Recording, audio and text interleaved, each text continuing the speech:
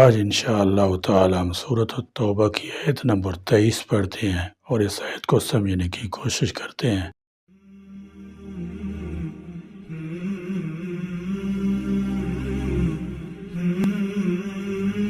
اعوذ باللہ من الشیطان الرجیم، بسم اللہ الرحمن الرحیم۔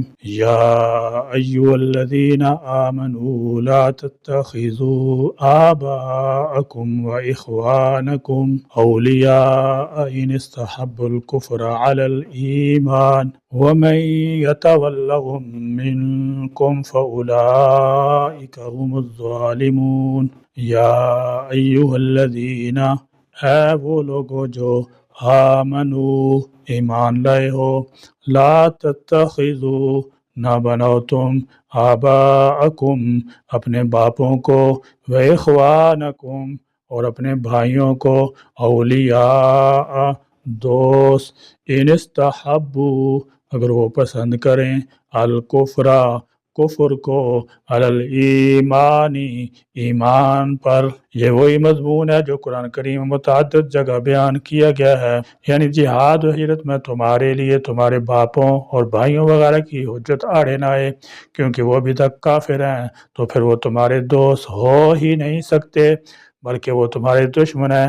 اگر تم ان سے محبت کا تعلق رکھو گے تو یاد رکھو تو ظالم قرار پاؤ گے۔ ومن اور جو یتولہم دوستی رکھے گا ان سے، منکم تم میں سے، فاولئک تو یہی لوگ ہیں، ہم الظالمون وہ جو ظالم ہیں۔ فرمایا لا تتخذوا آباءکم و اخوانکم اولیاء، اپنے باپ اور اپنے بھائیوں کو دوست نہ سمجھو۔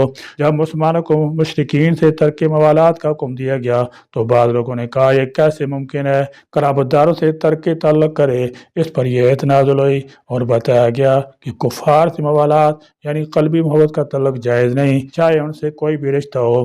اللہ تعالیٰ کے نافرمانوں یعنی کافروں، بے دینوں اور گمراہوں کے ساتھ میل جول، رسم و راہ، مودت محبت، ان کی ہاں میں ہاں ملانا، ان کی خوشامد میں رہنا، سب ممنوع ہیں۔ ارشاد باری تعالیٰ ہے وَلَا تَرْكَنُوا إِلَى الَّذِينَ ظَلَمُوا فَتَمَسَّكُمُ النَّارُ، اور ظالموں کی طرف نہ جھکو ورنہ تمہیں آگ چھوئے گی۔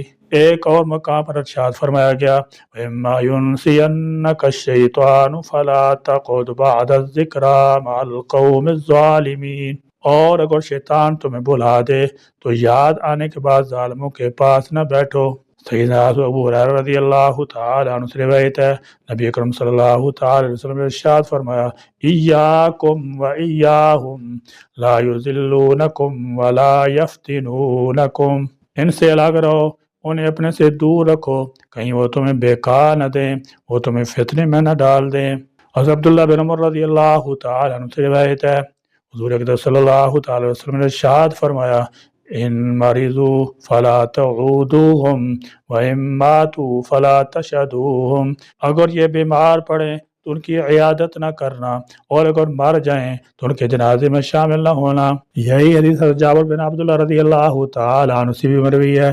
اس میں مزید یہ الفاظ بھی ہیں وَإِن لَقِيتُمُوهُمْ فَلَا تُسَلِّمُوا عَلَيْهِمْ، اور اگر تم ان سے ملو تو انہیں سلام نہ کرو۔ حضرت عبداللہ بن مسعود رضی اللہ تعالیٰ عنہ سے روایت ہے، تاجدار رسالت صلی اللہ تعالی وسلم نے ارشاد فرمایا اللہ تعالیٰ نے میرے لیے میرے صحابہ کو منتخب فرمایا ہے، انہیں میرا ساتھی اور قریبی عزیز بنایا ہے۔ ان قریب کچھ لوگ ایسے آئیں گے جو صحابہ کرام رضی اللہ تعالی عنہ کی شان میں گستاخی کریں گے اور انہیں برا بھلا کہیں گے، اگر تم انہیں پاؤ تو ان کے ساتھ نکاح نہ کرنا، نہ ان کے ساتھ کھانا پینا، ان کے ساتھ نماز پڑھنا اور نہ ان پر نماز پڑھنا۔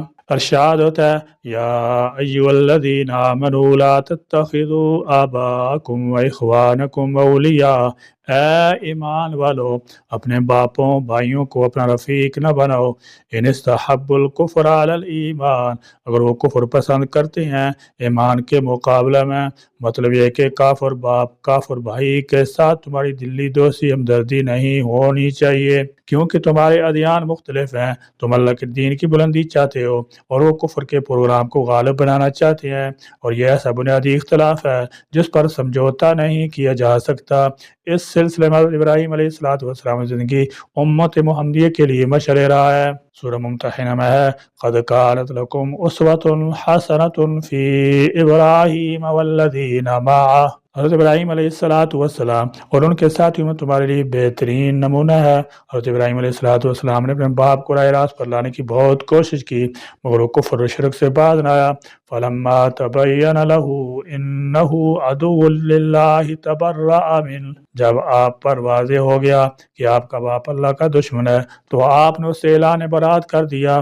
باپ اور بیٹے قریب ترین رشتہ ہونے کے باوجود جب ایمان کا رشتہ قائم نہ رہ سکا تو آپ نے قطع طلق کر لیا۔ سورۃ الزخرف میں یہ بھی آتا ہے کہ حضرت ابراہیم علیہ السلام نے باپ اور پوری قوم سے کہہ دیا اننی براء مما تعبدون، میں تمہارے معبودان باطل سے قطعی بیزار ہوں، میرے اور تمہارے درمیان عداوت اور دشمنی کی دیوار حائل ہے۔ وبدا بیننا وبینکم العداوۃ والبغضاء ابدا حتی تؤمنوا باللہ وحدہ، جب تک اللہ وحدہ لا شریک پر ایمان نہیں لائیں گے یہ دیوار نہیں ہٹ سکتی۔ یہاں پر اللہ تعالیٰ نے یہی بات بیان فرمائی کہ ایمان کے مقابلے میں باپ بیٹے جیسا قریب ترین رشتہ بھی کچھ مفید نہیں ہوگا۔ اگر باپ کفر کے پروگرام کو پسند کرتا ہے تو بیٹا اس کے ساتھ دوستانہ نہیں رکھ سکتا۔ والدین کی اطاعت کے متعلق سورہ لقمان میں کہ اگر والدین شرک کی طرف مائل کرنا چاہیں فلا تطعهما وصاحبهما فی الدنیا معروفا، تو ان کا کہا نہ مانو، البتہ دنیا میں ان کے ساتھ اس سلوک سے پیش ہو۔ فرمایا ومن یتولہم منکم فاولئک هم الظالمون، تم میں سے جو کوئی ان کے ساتھ دوستی کرے گا تو یہی ظالم لوگ ہیں۔ اگر کوئی مومن اپنے کافر بھائی کے ساتھ دوستانہ کرتا ہے تو اللہ کے ہاں ظالم تصور ہوگا۔ یعنی ایمان کا تقاضا یہ ہے کہ اگر باپ یا بھائی کافر ہوں تو ان سے قرابت تو کیا رفاقت بھی نہ رکھی جائے، اور اگر مومن یا مسلمان اس معیار پر پورا نہیں اترتا تو سمجھ لے کہ ان کا ایمان مکمل نہیں۔ اس مضمون کو کتاب و سنت متعدد مقامات پر مختلف پیراؤں میں بیان کیا گیا ہے۔ چنانچہ ایک دفعہ سیدنا عمر رضی اللہ تعالیٰ عنہ نے آپ سے کہا کہ آپ مجھے اپنی ذات کے سوا سب سے زیادہ محبوب ہیں، تو آپ صلی اللہ تعالی وسلم نے فرمایا ابھی تمہارا ایمان مکمل نہیں ہوا۔ پھر کسی وقت سیدنا عمر رضی اللہ تعالیٰ نے آپ سے کہا اللہ کی قسم آپ مجھے اپنی جان سے بھی زیادہ عزیز ہیں۔ آپ صلی اللہ تعالی وسلم نے فرمایا اب تمہارا ایمان مکمل ہوا۔ اس سے پہلے والی آیات میں ہجرت اور جہاد کے فضائل کا بیان آیا تھا، جن میں وطن اور اعزا اقارب اور احباب اصحاب اور اموال املاک سب کو چھوڑنا پڑتا ہے۔ ظاہر ہے کہ انسان کی طبیعت پر یہ کام سب سے زیادہ شاق اور دشوار ہے، اس لیے اگلی آیت میں ان چیزوں کے ساتھ حد سے زیادہ تعلق اور محبت کی مذمت فرما کر مسلمانوں کے ذہن کو ہجرت جہاد کے لیے آمادہ کیا گیا ہے۔ ماں باپ بھائی بہن تمام رشتہ داروں سے تعلق کو مضبوط رکھنے اور ان کے ساتھ اچھا سلوک کرنے کی ہدایت سارا قرآن بھرا پڑا ہے، مگر اس آیت میں یہ بتلا دیا کہ ہر تعلق کی ایک حد ہے، ان میں سے ہر تعلق خواہ ماں باپ اولاد کا ہو یا حقیقی بھائی بہن کا ہو اللہ اور اس کے رسول کے تعلق کے مقابلہ میں نظر انداز کرنے کے قابل ہے۔ جس موقع پر بھی یہ دونوں رشتے ٹکرا جائیں تو پھر رشتہ تعلق اللہ رسول کا ہی قائم رکھنا چاہیے، اس کے مقابلہ میں سارے تعلقات سے قطع نظر کرنا ہے۔ اس آیت اور اس سے پہلی والی 4 آیتوں سے چند فوائد اور مسائل حاصل ہوئے۔ اول یہ کہ ایمان روح عمل ہے، اس کے بغیر کیسا ہی اچھا عمل ہو وہ صرف صورت بے جان اور ناقابل قبول ہے، نجات آخرت میں اس کی کوئی قیمت نہیں۔ اللہ تعالیٰ کے یہاں بے انصافی نہیں، کافروں کے لیے ایسے بے روح اعمال حسنہ بھی بالکل ضائع نہیں کیے جاتے، ان کا بدلہ ان کو دنیا ہی میں آرام و عیش اور دولت رات دے کر بے باک کر دیا جاتا ہے، جس کا بیان قرآن کریم کی متعدد آیات میں ہے۔ دوسرا فائدہ ان آیات سے یہ حاصل ہوا کہ معصیت و نافرمانی سے انسان کی عقل بھی خراب ہو جاتی ہے، اچھے کو برا اور برے کو اچھا سمجھنے لگتا ہے۔ 19ویں آیت کے آخر میں واللہ لا یہدی القوم الظالمین فرما کر اس طرف اشارہ کر دیا ہے، جیسے کہ اس کے بالمقابل ایک آیت میں ان تتقوا اللہ یجعل لکم فرقانا فرما کر اس طرف اشارہ کر دیا ہے کہ اطاعت تقوی سے انسان کے کل کو جلا ہوتی ہے، سلامت فکر نصیب ہوتی ہے، وہ اچھے برے کی تمیز میں غلطی نہیں کرتا۔ تیسرا مسئلہ یہ معلوم ہوا کہ نیک اعمال میں بھی باہمی تفاضل ہے اور اسی کی مناسبت سے عمل کرنے والوں کے لیے درجات متفاضل تعادل قائم ہوتا ہے۔ سب عمل کرنے والے ایک درجے میں نہیں رکھے جا سکتے، اور مدار کثرت عمل پر نہیں بلکہ حسن عمل پر ہے۔ چوتھا فائدہ یہ حاصل ہوا کہ راحت نعمت کے دائمی رہنے کے لیے دو چیزیں ضروری ہیں۔ ایک یہ کہ وہ نعمتیں کسی وقت ختم نہ ہو جائیں، دوسری یہ کہ کسی وقت ان لوگوں کو ان نعمتوں سے جدا نہ کیا جائے۔ اس لیے اللہ کے مقبول بندوں کے لیے دونوں چیزوں کی ضمانت دے دی گئی ہے۔ نعیم مقیم فرما کر نعمتوں کا دائمی ہونا بیان فرمایا، اور خالدین فیہا ابدا فرما کر ان لوگوں کو کبھی ان نعمتوں سے الگ نہ کرنے کا اطمینان دلا دیا۔ اصل رشتہ اسلام اور ایمان کا رشتہ ہے۔ نسبی وطنی تعلقات سب ایمان پر قربان کرتے ہیں۔ پانچواں مسئلہ ایک بنیادی مسئلہ ہے کہ رشتہ داری اور دوستی کے سارے تعلقات پر اللہ تعالیٰ اور اس کے رسول صلی اللہ تعالی وسلم کا تعلق مقدم ہے۔ جو تعلق سے ٹکرائے وہ توڑنے کے قابل ہے۔ صحابہ کرام رضی اللہ تعالیٰ عنہ کا وہ عمل جس کی وجہ سے وہ ساری امت سے افضل و اعلیٰ قرار پائے، یہی چیز تھی کہ انہوں نے رسول اللہ صلی اللہ تعالی وسلم پر اپنی جان، مال اور ہر رشتہ و تعلق کو قربان کر دیا۔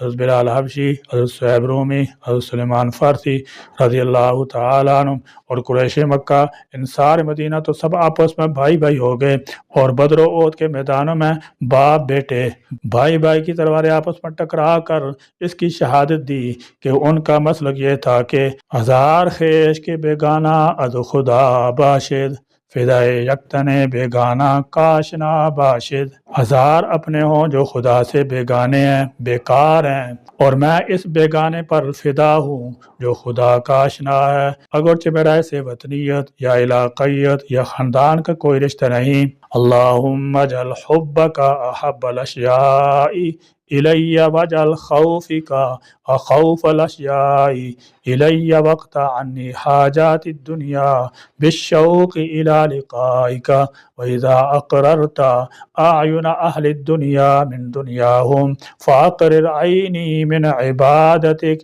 اے اللہ اپنی محبت کو میرے لیے ہر چیز کی محبت سے بڑھا دے، مجھ میں اپنا خوف ہر چیز کے خوف سے زیادہ کر دے، اور دنیا کی ہر طلب پر اپنی ملاقات کا شوق غالب کر دے، اور جب تو دنیا والوں کو ان کی دنیا سے ٹھنڈک دے تو ہماری آنکھوں کی ٹھنڈک اپنی عبادت میں رکھ دے۔ آمین یا رب العالمین، وآخر دعوانا الحمدللہ رب العالمین۔